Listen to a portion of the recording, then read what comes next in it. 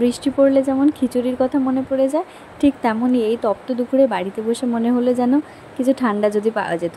তাই বাড়িতে যা কিছু অ্যাভেলেবেল ছিল তাই দিয়েই বানানোর চেষ্টা করলাম চকলেট মিল্কশেক।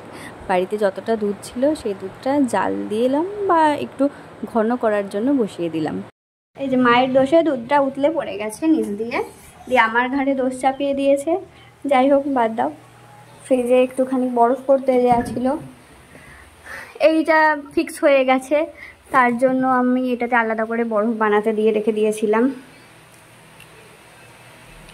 এই বরফটা ইউজ করব। এই চিনি অ্যাড করে দেবো। যেহেতু চকলেট মিল্কশেক করছি তার জন্য চকলেট তো লাগবেই, আর এটা ফ্রিজে না রাখার ফলে এটা গলে গেছিলো। আর একটু লিকুইড করার জন্য আমি একটুখানি গরম জলের মধ্যে দিয়ে নেবো। তোমাদের কাছে যদি চকলেট সিরাপ থাকে সেটাও তোমরা ইউজ করতে পারো। তো বন্ধুরা, আজকে নতুন ফোনে একটা ব্লগ ট্রাই করছি এবং কেমন হচ্ছে সেটা দেখার জন্য আজকে যেটা হবে সেটা হচ্ছে ভ্যানিলা শেক। তো যাই দেখি কি করছে পাগলিটা। এই যে এখানে পাগলিটা রয়েছে।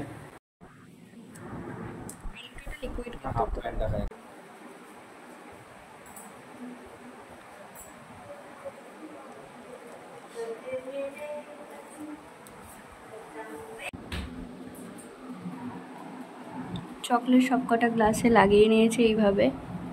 এর পরের স্টেপ, আইস কিউবটাও বের করতে সফল হয়ে গেছে, তার জন্য একটা করে আইস কিউব দিয়ে দিচ্ছি।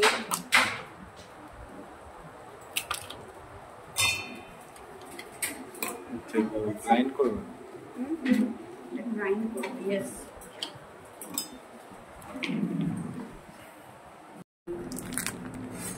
চকলেটের পুরো প্যাকেটটাই দিয়ে দেবো।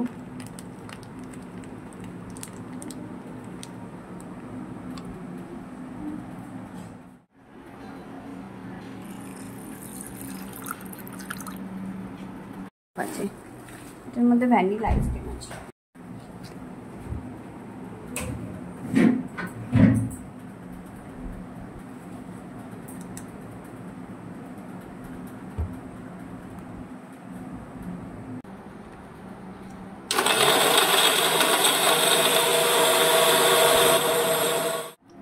Wow.